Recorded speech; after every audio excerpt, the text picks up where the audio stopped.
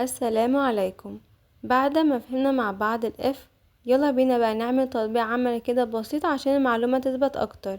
هخلي الكود يقولك دخل مجموعك وانت هتكتب الرقم في البرومت اللي هيطلعلك. بعد كده الكود هيشوف الرقم ده ويقولك انت ناجح ولا لا او جايب تقدير ايه. اول حاجة هنعمل متغير نسميه result ونديله قيمة البرومت، والبرومت دي بقى اللي هتطلعلك رسالة تسألك علشان المستخدم يكتب مجموع الدرجات بتاعه. بعد كده عملنا شرط اف وقلنا لو الريزلت دي اكبر من او يساوي 90 هستخدم الامر document.write-in علشان نعرف كلمة excellent على الشاشة.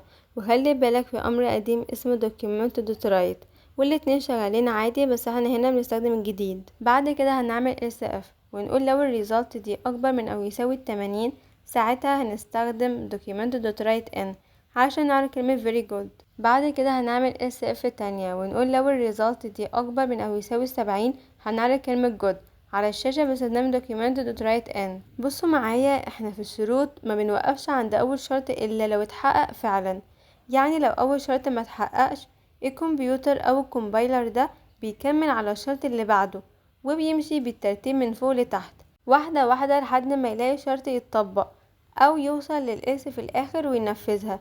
علشان كده ترتيب الشروط مهم ولازم نحطه من الاعلى للاقل. بعد كده هنعمل else if ونقول لو الريزلت دي اكبر من او يساوي 50 هنستخدم document.write-in علشان نعرض كلمة acceptable. وفي الاخر خالص لو ولا شرط من اللي فوق اتحقق هنوصل بقى للإلس وساعتها هنستخدم document.write-in عشان نعرض كلمة failed على الشاشة، وده معناه ان النتيجة اقل من 50. لو مثلا كتبنا 95 الكود هيمسك اول شرط ويقول هل ال95 دي اكبر من او يساوي 90؟ هيقوله الشرط اتحقق، يبقى هينفذ السطر اللي جواه ويطبع excellent.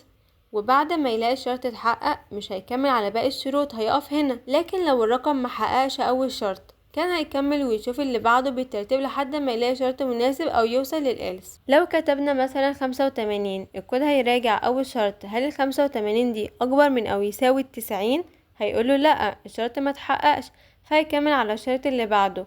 الشرط التاني هل ال85 دي اكبر من او يساوي 80؟ هيقوله اتحقق، يبقى هيطبع very good على الشاشة وبعدها مش هيبص على اي شروط تانية. لو كتبنا مثلا 40 الكود هيبدأ باول شرط هل ال40 اكبر من او يساوي 90؟ لا.